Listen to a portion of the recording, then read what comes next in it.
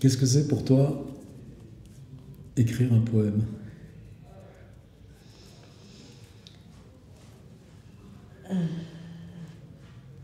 Je pense que c'est m'autoriser à dépasser mon côté, à dépasser le contrôle de quelque chose, à dépasser la pensée pure. J'ai tendance à beaucoup réfléchir et le poème me permet de ne pas rester dans la pensée. Peut-être que j'ai dit un mot de trop, Sergueï. Qu'est-ce que c'est écrire un poème? Est-ce que écrire et poème sont dissociables? Je trouve fort que tu poses cette question parce qu'actuellement, on ne s'est jamais vraiment parlé de ce genre de choses et je suis complètement dans cette question. Est-ce que je dois écrire plutôt de la prose, de la poésie? Et après, je pense que c'est une question un peu bête que je me pose parce que prose et poésie, ça se trouve, c'est dépassé comme distinction, mais écrire, peut-être tout simplement, c'est ça que tu voudrais poser comme question? Tu réponds par une distinction prose-poésie, là où moi, dans ton univers, j'entends parole et image. Est-ce que écrire, elle est dans cette dissociation aussi, ou est-ce qu'elle est ce qui permet qu'elles se rejoignent? Écrire permet de les rejoindre, effectivement. La vidéo m'a permis en fait, si je veux prendre des strates, il y a la réflexion dont je parlais tout à l'heure, cette tendance que j'ai à réfléchir, à penser. Après, il y a le texte et il y a l'image où je suis encore plus en déroute. Donc, comme si de plus en plus, je me donnais des croche-pieds pour arrêter de vouloir contrôler quelque chose et plutôt laisser parler le monde. Donc, l'image serait encore plus, d'aller plus loin, quoi. C'est l'image qui appelle la parole ou le contraire? Ça dépend des textes. Il y a des moments où l'image appelle la parole. Souvent, je travaille vraiment beaucoup avec le hasard, c'est-à-dire que j'ai écrit un texte. En fait, avant de connaître ton travail, j'aurais jamais pensé écrire avec l'image. Ça, c'est clair que c'est venu grâce à tout ce que j'ai vu de toi et à ce que ça m'a autorisé. Et petit à petit, je me suis rendu compte que quand je mets de l'image sur un texte et que je re-regarde, je lis autre chose. C'est-à-dire, même pour moi, l'image permet de me faire entendre dans mon texte quelque chose que je n'avais pas entendu au départ. Et c'est dans des moments comme ça où je me dis, c'est bon, je tiens ce que j'ai envie de donner à ce moment-là, qui peut-être... Là, ce qui me choque dans ce que tu dis, c'est le mot « sur ». De l'image et du texte, on le fait tous. C'est tous mes abonnements YouTube, c'est l'image et du texte. Mais ce qui signe ce que tu fais, c'est qu'il n'y a pas de « sur », comme Anne-Math ailleurs. Ça naît ensemble, ça se donne ensemble, et on le reçoit en même temps dans une dissociation, et c'est parce que ça se recompose à l'intérieur de nous qu'il y a ce mot « écrire » qui vient en avant des deux univers parole-image. Oui, alors peut-être que je pense au montage, et c'est pour ça que j'utilise ce mot, mais si c'est comme ça si ça arrive sans le sur, tant mieux, quoi. Ouais. Qu'est-ce qu'il y a avant? Tu publies quoi? Pas quotidiennement? Il y a eu une année où j'ai publié quotidiennement. Il y a eu une année où je me suis donné cette contrainte, un poème vidéo par jour. C'est pour ça que je l'ai appelé micro-journal, mais je n'ai pas tenu plus d'1 an. Je publie minimum 1 à 2 fois par semaine. C'est-à-dire que quand tu as eu cette contrainte de publier au quotidien, la contrainte t'emporte au-delà de ce que tu veux. Là, tu es sur un rythme de 2 ou 3 par semaine. Est-ce que ça te laisse plus de place à ce qu'il y a à la pulsion antérieure à ce qui va naître? Non, pas vraiment, parce qu'avec la contrainte de la vie et tout, j'ai un problème de temps. Mais je sais qu'il y a des moments où je n'ai plus le choix. Il faut que je me mette à table, et en fait, parce que j'aime bien travailler sur mon bureau, et que je publie, et que je travaille mon texte et l'image. Je ne sais pas si c'est de ça que tu veux parler, mais c'est une sorte de nécessité, et je peux rester jusqu'à 2h du matin, même si je travaille le lendemain, mais parce qu'il y a vraiment... c'est pas possible autrement, quoi. Les images, elles sont déjà dans ton ordinateur quand tu commences une vidéo? En général, oui. Elles viennent d'où? Et pourquoi tu les stockes? Et qu'est-ce qui te fait que tu vas chercher celle-ci et celle-là? Alors, elles viennent, j'ai deux grandes catégories, soit des images du Liban, que je mets dans un grand dossier qui s'appelle Liban, et après je dissocie par année, ou alors les images du quotidien. Et donc je les stocke sans trop savoir. Je sais à un moment donné qu'il y a des images, quand je vais les prendre, je me dis, bon, il y a quelque chose. Le monde, enfin, je vois quelque chose, je suis traversée par une sensation, je la prends et je ne sais pas quoi en faire encore. Et quand je vais aller chercher une image, j'ai tellement de stock que je ne sais pas si c'est ça ou pas. Mais j'aime bien ne pas savoir, ne pas avoir de certitude sur c'est cette image-là qu'il faut avec le texte. Et je les laisse faire ensemble quelque part. Je ne sais pas comment dire. C'est-à-dire que par moments, des sortes d'intuition de prendre, un moment vidéo et de commencer à travailler avec le texte et de me dire mais oui, mais c'était ça, tout à fait ça. Et après, eux dialoguent ensemble et ils n'ont pas besoin de moi quelque part.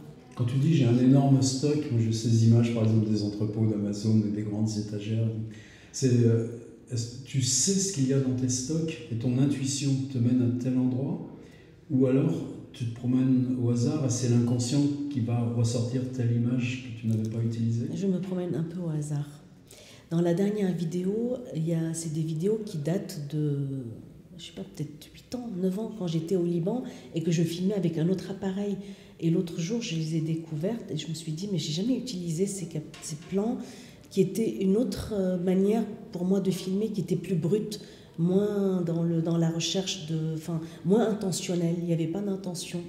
Et j'ai eu envie de revenir à ce côté un peu plus brut. Et après, voilà, c'est... Quand tu sors ces images de ton stock, tu as l'impression de justesse, d'arbitraire, ou alors au contraire de déstabilisation? Qu'est-ce qui fait que tu sais que cette image va être le point de départ des autres, ou venir dans la vidéo de maintenant? Longtemps, je me suis dit que je me trompais, que je pourrais trouver mieux. Il y a eu un moment où j'ai complètement lâché cette idée. Et il y a quelque chose d'aléatoire, mais en même temps, dans ce que l'aléatoire a de beau, c'est-à-dire que même si c'est aléatoire, très bizarrement, peut-être que c'est là l'inconscient, ça vient rencontrer le texte, quoi. Et par moments, on me dit « Ah, mais c'est fou comment tu as bien matché les choses ». Mais je ne les ai pas matchées, j'ai pas voulu, il n'y a pas quelque chose de volontaire. Mais voilà, peut-être parce que je fais de plus en plus confiance aux mots et à l'image, et que de toute manière, quelque chose renaît que je n'ai pas intentionnellement posé. Dans le maintenant de l'écriture, il est, comme toutes les vidéos qui comptent pour moi, pluriel, c'est des strates ou une combinaison de tenseurs, où la question de l'écriture et de la réflexivité ou de l'autoréflexivité de l'écriture est toujours là, y compris dans son geste, ses rythmes. La question de la typographie, pour toi extrêmement présente, elle n'est pas du tout pour moi. C'est-à-dire, est-ce que le texte s'écrit parce que la typographie l'appelle en fonction de l'image? Et il y a deux instances qui sont une instance autobiographique, mais cette instance autobiographique, on sait qu'elle est lestée par les proches, par ton rapport à ses proches, et elle est aussi une histoire collective douloureuse. Et là encore, c'est jamais du sur, tu n'écris pas, c'est pas sur la guerre, sur le Liban, sur... Non, ça passe par le chant, les nuages, et là, évidemment, ça nous prend, nous, dans ce rapport... Parle-moi de la typographie. Je n'ai jamais pensé pourquoi la typographie, mais maintenant que tu me demandes, ce qui me vient, c'est que est-ce que c'est pas une manière de garder une trace du geste de l'écriture? Est-ce que c'est pas quelque chose où peut-être que je vais la lâcher une fois, parce qu'à un moment donné, en quoi l'image a besoin de venir dire moi j'écris quand même, quoi. Est-ce que ce sont des traces que j'ai envie de laisser, je ne sais pas trop répondre, parce que je n'ai pas trop pensé, mais quand tu me poses cette question, je me dis c'est peut-être une manière de se dire que c'est un geste. Dans quel ordre ça se fait, même si cet ordre est variable? Est-ce qu'il y a un texte qui s'écrit à la main ou au clavier, et la vidéo se construit sur un texte existant? Est-ce que c'est une construction d'image qui appelle et qui te révèle un texte? Est-ce que le texte s'écrit directement au montage? Même si ces choses se combinent probablement. Les trois. Ça dépend des situations. Il y a des moments où je me dis, j'ai envie que les images me parlent. Et du coup, je prends ce que je pose dans mon plan de montage, des vidéos, je les rassemble dans un disque dur destiné à ce projet-là. Et en fait, des choses où je sens déjà une sorte... En fait, quand je fais ça, c'est comme si les images devenaient alphabet, devenaient mots. Et que comme tu vas chercher dans ton lexique intérieur des mots pour écrire, je vais chercher les images un tout petit peu comme ça, et puis je les pose, et du coup, j'ai vraiment comme un besoin dans des moments comme ça, de me dire j'ai envie d'écrire à partir d'images. Et je ne sais pas pourquoi. Mais en général, ça va être un texte que je vais écrire, et que... Ou comment? J'écris sur le... en fait, je suis un peu bordélique, c'est-à-dire j'écris dans des cahiers à spirale. J'en ai plein, j'adore le fait d'écrire. J'aime bien sentir qu'il y a de la main là-dedans. J'écris aussi sur mon téléphone et j'écris dans le métro beaucoup. J'aime bien entre deux trajets, c'est vraiment... Il n'y a jamais eu le métro dans tes vidéos? Comment? Il n'y a jamais eu le métro dans tes vidéos? Oui, mais le texte est dans le métro. Mais c'est fou, quoi. C'est pratiquement beaucoup de textes qui sont dans le métro. Et après, j'écris sur l'ordinateur. J'utilise un logiciel d'écriture pour juste stocker tous mes textes. Et ensuite, je les mets dans la timeline avec la typo. Il y a je pense à cette vidéo araignée, il y a le motif de l'animalité, le motif du nuage, le motif de la montagne ou du désert. Est-ce que la réitération des vidéos te révèle une suite d'archétypes plus au fond, plus ancrés, plus originales, qui deviennent... Est-ce que c'est ça que tu cherches? Je sais que quand il y a deux grands mondes, si tu veux, deux grands univers, il va y avoir la nature, c'est ce que fait tout ce qui va être les vidéos comme les araignées, et il va y avoir la ville, mais la ville, ça va être beaucoup pour moi lié au Liban. Je ne sais pas pourquoi, Beyrouth, Achrafieh, tous ces lieux-là c'est un motif pour moi qui est très très important pour certains de mes textes. Je sais que du coup je vais aller piocher là-bas. Pas parce que c'est mon pays d'origine, mais parce que c'est des villes très très marquées où je sens que l'image à elle seule pratiquement se suffirait, quoi. Par moments, je me dis qu'il faudrait que j'aille vers des vidéos plus dépouillées, où je parle moins, où il y a un peu plus de place au silence. Elles existent. Oui, mais encore plus loin, je pense, je ne sais pas. Qu'est-ce que tu découvres à réitérer les vidéos? À réitérer À recommencer une vidéo après une autre, plutôt que de dire « ça y est, celle-ci, c'est fini ». Qu'est-ce qu'elle te révèle de toi ou à toi, les vidéos, dans le recommencement permanent? J'en ai beaucoup, j'en ai fait vraiment beaucoup. Et jusqu'à maintenant, à chaque fois que je termine une vidéo, je me dis « mais j'y suis arrivée ». C'est étrange ce sentiment, tu vois, de dire « j'y suis arrivée finalement ». Et ça me révèle, peut-être ça, à chaque fois je me dis que ça va s'arrêter, que je ne vais pas pouvoir, tout comme j'ai toujours peur de ne plus trouver assez de mots pour écrire. C'est pareil, je me dis ça va s'arrêter tout seul parce que comme si l'amour était épuisable à un moment donné, comme si la vie était épuisable et que j'ai épuisé des choses. Et finalement, non, de me rendre compte que ce n'est pas épuisable, qu'il y a quelque chose qui continue de lui tout seul, quoi, si jamais juste je lui donne cet espace. Et je pense que la vidéo, encore plus que l'écriture, il y a l'écriture bien sûr, mais l'écriture, j'écris depuis tellement longtemps que l'espace d'écriture en moi existe. Mais la vidéo, c'est encore une manière de retrancher de l'espace au monde pour que je sois encore plus retirée. C'est comme une sorte de monastère, parce que tu es obligé de penser image, son, texte et tout. Donc du coup, il y a une sorte de découpe du monde qui est très très forte et que je trouve importante, parce que ça veut dire aussi de découpe de soi, c'est-à-dire que je n'existe plus, je n'existe pas quand je fais mon montage.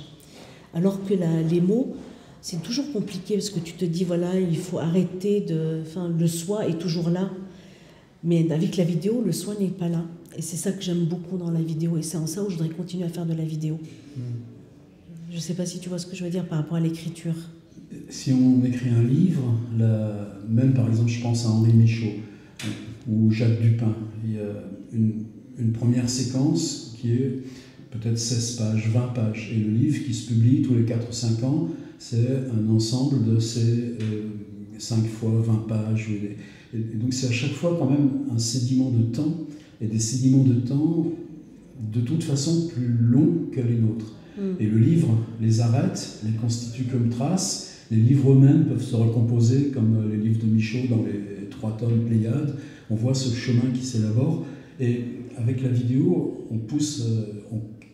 peut-être que les cinéastes, eux aussi, je pense à Bergman, Fellini, et puis tous les autres, il y a cet incrément par le film qui vient après l'autre film, à chaque fois comme étape de vie et étape esthétique.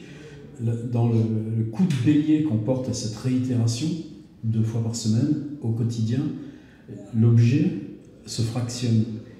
Qu'est-ce que c'est l'objet qu'on fabrique avec cette suite infinie de vidéos? Oui, je vois. Je ne sais pas si tu me poses pas la question. Quel objet tu fabriques et comment cet objet peut se réunir? Qu'est-ce qu'il construit? Il construit, je pense, des fragments. Il déconstruit plutôt qu'il ne construit. Il fragmente et en même temps, je sais qu'il y a une unité. Il y a une liberté que j'ai prise à un moment donné, grâce à Marine, parce qu'un jour, je l'ai entendu dire, elle a utilisé une image 2 fois dans 2 vidéos différentes. Et moi, je m'interdisais ça. Je me disais, tu as déjà utilisé ce plan. Et ça m'a libérée quelque part. Et en fait, la réitération dont tu parles fait que maintenant, je m'autorise à utiliser des vidéos, des plans vidéo dans différents, les mêmes, sauf que c'est pas les mêmes parce qu'ils sont mis autrement, il y a un autre texte, ils sont traités différemment, comme les mots qu'on utilise d'un poème à l'autre. Et ce qui veut dire que oui, il y a du fragmentaire. Quand tu dis quelle œuvre ça fait un petit... Comme si on éclatait vraiment... je vois pas d'unité, mis à part... Je ne vois pas d'unité. Je ne vois pas ce que ça peut construire, mis à part un monde fragmentaire où à un moment donné, tu te retournes, tu vois ce bout, une sorte de kaléidoscope de plusieurs choses. Après, je suis un peu travaillée par quelque chose. Je me dis, moi, je me répète toujours les mêmes. Je parle beaucoup du Liban, je parle beaucoup de la guerre. Donc, il y a des choses qui reviennent. On peut se demander si je ne ressasse pas un passé, si je ne ressasse pas une histoire. Est-ce que ça aurait du sens de reprendre les textes et de les publier en livre? Quel serait ce livre? Ah oui, je les prends de toute façon, il y a beaucoup de poèmes que je voudrais prédestiner à un recueil de poésie, ça c'est sûr. L'expression recueil de poésie, pour moi, est totalement obsolète, alors que ton travail de vidéo ne l'est pas. Quand je dis livre, je pense à quelque chose de beaucoup plus sauvage que l'expression recueil de poésie. Non, je ne plaisante pas du tout. Non, mais ça me touche énormément. Je ris parce que ça me touche, parce que je ne l'ai jamais pensé comme ça. C'est un enfoncement. C'est un désert, un haut désert. Ouais, mais je pense ils existent aussi à part. Et tu vois, je découvre une autre dimension. C'est par exemple hier soir, quand j'ai fait la lecture, et que j'ai fait une lecture au Liban. Ça fait 2 fois seulement que je fais des lectures. Et je me rends compte qu'il y a encore une 4e dimension, enfin encore autre chose. Et c'est très étrange qu'un même texte vive autant de vies différentes. Et je pense que c'est ça que j'ai envie de faire. C'est pas expérimenter, parce que tout le monde parle d'expérimentation comme un truc. Je m'en fous, moi, des formes. Je m'en fous de faire un acte, quoi. Mais disons que dans la vie, c'est ce qui se passe. C'est-à-dire, il y a le texte, il est sur des carnets à spirale. Après, il est dans un ordinateur. Après, il va être dans la vidéo. Après, il va exister dans un livre, comme tu dis, en tout cas dans un souhait de livre. Il pourrait. J'ai de quoi, une densité de matière maintenant qui peut vraiment faire... Et là, maintenant, je le lis sans image, sans papier. Et je trouve qu'il vit autrement dans mon corps. Comme si on fermait une boucle, c'est-à-dire il sort de moi et après il revient indirectement, après avoir voyagé dans le monde, tu vois, dans des sphères un peu différentes. Et tout ça sans l'avoir ni prémédité, ni contrôlé, ni théorisé.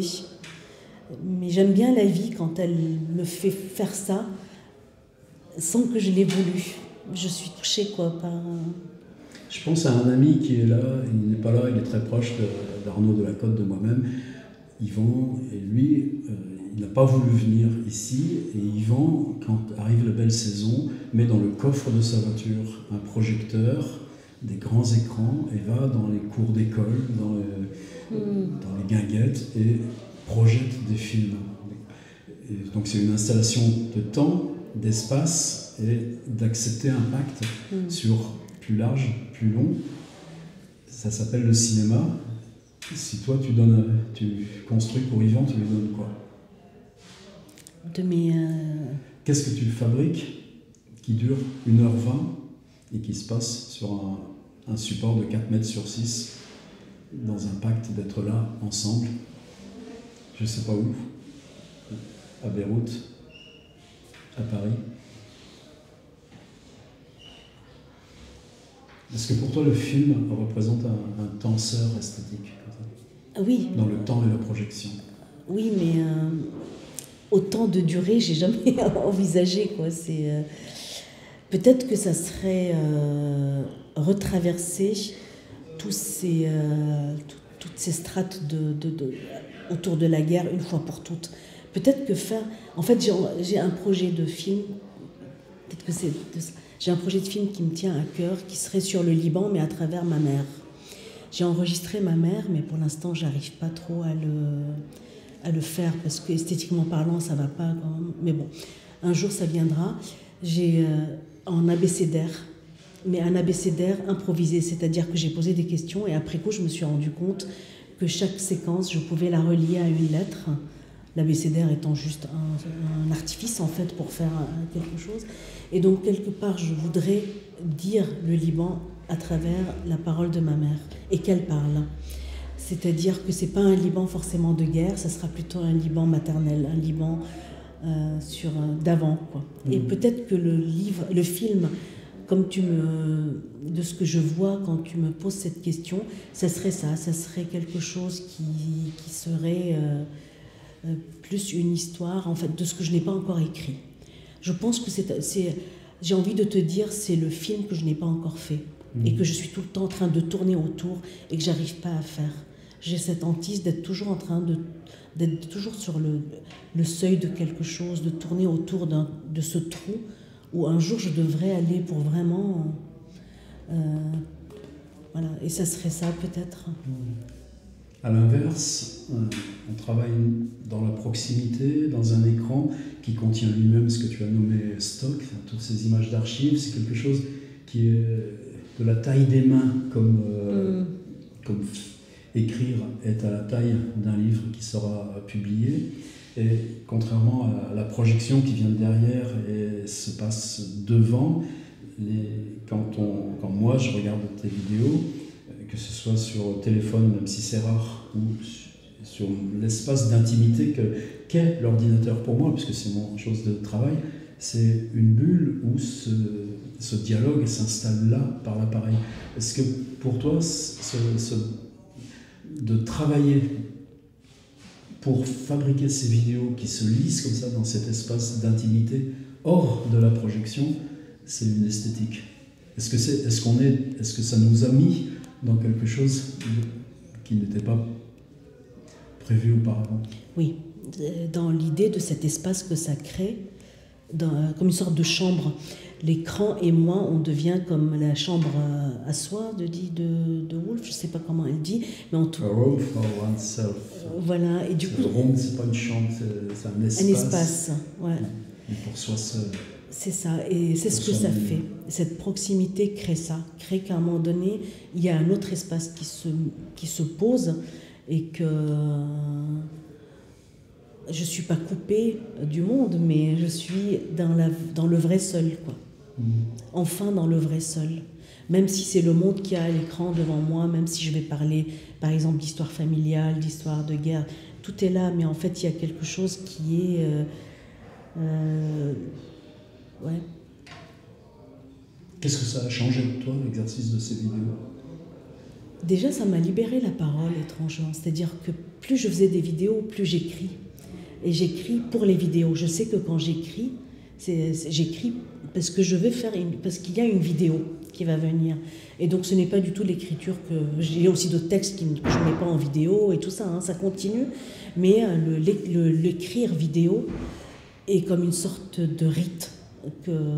Et c'est peut-être le seul qui résiste quand je n'ai pas trop envie d'écrire. C'est le seul c'est mon seul rite un peu pas sacré, mais vraiment je m'y tiens. Je me dis une vidéo par semaine minimum. Et du coup ça me fait écrire, et ça me fait écrire un peu différemment, c'est-à-dire ça me libère quelque part de certaines, parce que je sais qu'il va y avoir l'image, que le texte ne va pas vivre seul, et que je ne sais pas, c'est comme une rencontre que tu n'as pas encore faite. Tu te dis, tu te prépares et tu vas dans le monde et tu ne sais pas qui tu vas rencontrer. Le texte se prépare et il ne sait pas encore quelle image il va rencontrer. Mais par contre, il sait qu'il va rencontrer une image. Et par moments, j'essaye, parce que je décide, je me dis, tiens, il y a cette image-là, je la mets. Non, ça ne va pas, parce que je l'ai décidé. Je retourne dans mon truc et voilà, c'est ça. C'est vraiment une sorte de rencontre. Comme on ne décide pas de qui on rencontre trop, mais on sait quand même qu'il y a une sorte de disponibilité. Voilà, le texte est disponible, l'image est disponible. Je me retire un peu et il y a une sorte... C'est beau cette disponibilité de présence qu'on n'a pas forcément par ailleurs. Là, tu reviens du Liban, une fois de plus. Est-ce que tu filmes différemment? C'est la première fois que je n'ai pas filmé au Liban. Première fois.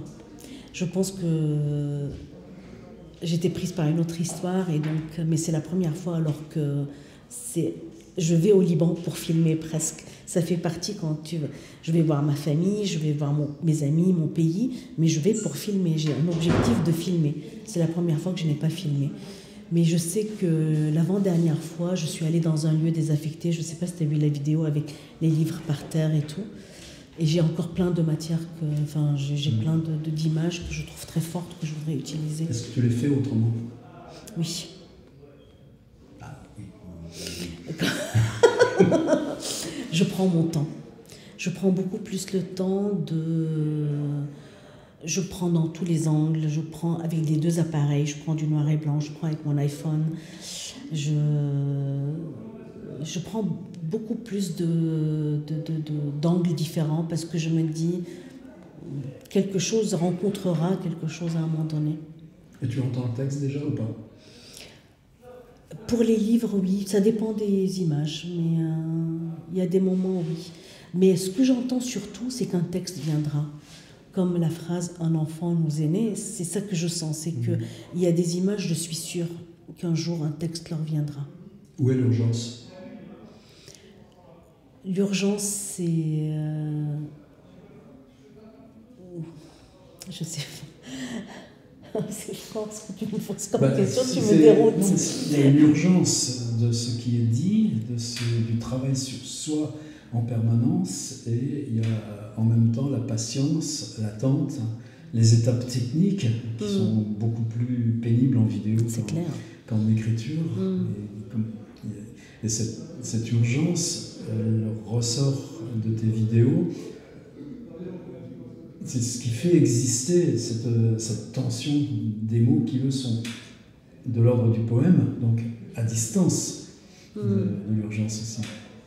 Il y a je ne sais pas si je vais répondre, je ne sais pas si c'est la question, mais il y a des moments quand je filme, j'ai très envie de très vite les utiliser. Quand je suis rentrée pas du dernier voyage, de l'avant-dernier, j'avais filmé, j'avais tourné au Liban, j'avais monté au Liban, je me souviens, même si je n'ai pas mon matériel vraiment au Liban. Mais oui, il y avait une urgence. Du coup, je me suis dit, pas grave pour le micro, j'ai pas le bon micro ni rien, mais parce que l'image m'appelait, l'image appelait le texte. Là, l'image imposait, je veux un texte, il y a un texte à écrire. Il y a un texte à écrire sur cette déperdition des mots, sur cette... tu vois, l'espace... Voilà. Donc là, effectivement, il y avait quelque chose. Et après, je ne savais pas ce que j'allais écrire, mais je savais, à l'intérieur de moi, j'étais comme habitée par ces images-là. Et j'ai écrit le texte sans exactement savoir. Et finalement, il y a des moments où le texte, comme si inconsciemment j'avais retenu dans les livres qu'il y avait par terre des titres, et le texte venait vraiment répondre au titre. Tu vois, et c'est ça que j'aime, c'est que j'ai pas envie, moi, de faire la vidéo. J'ai envie que la vidéo se fasse aussi. Même si je suis là, mais je suis là comme... C'est presque moi la matière et la vidéo. Plus que la vidéo, je suis peut-être la matière de ma vidéo et la matière de mes textes. Tu sais que c'est une phrase de l'ouverture des Essais de Montaigne que tu dis. Non. Ah bon ? Je suis moi-même la matière de mon livre, c'est la page 1 des Essais. Ben, peut-être que... Pardon, Montaigne, je ne veux pas te... Peut-être que je ne sais pas, mais... En tout cas, c'est ce que j'aurais senti pour là maintenant.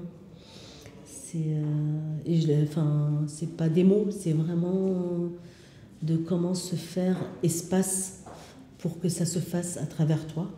C'est quoi la littérature à l'intérieur de toi ? Des visages, des noms, des titres, une bibliothèque. Ah oui. Est-ce qu'elle est la même que la mienne ? Ben, je suis très très étonnée souvent. Par exemple, Jacques Dupin, que très peu de gens connaissent, c'est vraiment un de mes poètes. J'ai toujours Jacques Dupin avec moi. Et quand je vois certaines de tes vidéos, je souris d'émotion de me dire on a des Dupin, Michaud, Proust, bien sûr, Bernanos. T'en parles pas beaucoup, mais j'adore Bernanos. Je trouve que c'est un écrivain habité, au-delà de la religion et tout. C'est qui d'autre Tu négocies avec la religion ou pas du tout dans tes vidéos, dans ton texte? Je pense à un Très bonne question, c'est-à-dire que je m'interdis beaucoup de choses malheureusement en écriture. Et ça en fait partie parce que comme je viens d'un pays où la religion est importante, où il y a beaucoup d'interdits, même si j'essaye de m'en détacher, il y a quelque chose qui est très ancré à l'intérieur de moi et qui... je ne parlerai pas de pudeur et d'impudeur, parce que je pense que c'est au-delà de l'impudeur, c'est plus une histoire d'autorisation et que je m'empêche en fait, parce que l'autre existe trop. Il y a une sorte de respect, peut-être que c'est le côté un peu mon éducation. Donc j'ai beau balancer, j'ai beau avoir donné des coups de pied dans beaucoup de règles, il y a quelque chose... Mais il y a une religiosité dans ta prise d'écriture par le désert, le ciel, les nuages et l'abîme, et les bruits d'abîme qu'il y a de façon souterraine. C'est le matériau même d'où sont nées les mythologies religieuses. Merci. C'est l'espace mythologique qui est... J'ai été élevée dans la religion en fait au début et la religion est très importante au Liban, mais ce que tu me dis me touche beaucoup parce que je pense que... Je parle de mythologie. Oui, mais je pense que c'est totalement profane. Oui, c'est ça, c'est-à-dire que s'il y a quelque chose qui est resté de la religion pour moi, c'est plus quelque chose de l'ordre entre guillemets, du sacré, quelque chose plus de l'ordre de l'essentiel de la vie, de quelque chose qui fait que l'humain est humain et que c'est tellement vertigineux d'être humain, c'est tellement vertigineux d'être vivant que pour moi c'est ça le sacré, pour moi c'est ça la plus grande religion, c'est notre matière, quoi. C'est ce qui fait que on a mal quelque part, ou la paupière qui tombe un jour. Ça, c'est vraiment le miracle, quoi. Ou qu'on a envie de se gratter. Mais rien que de se gratter, c'est quelque chose d'incroyable, quoi. Et pour moi, c'est ça où j'ai envie d'habiter la vie complètement et que mon corps soit complètement dans ce minuscule de la vie qui peut justement après aller plus loin. Merci beaucoup. Plus loin.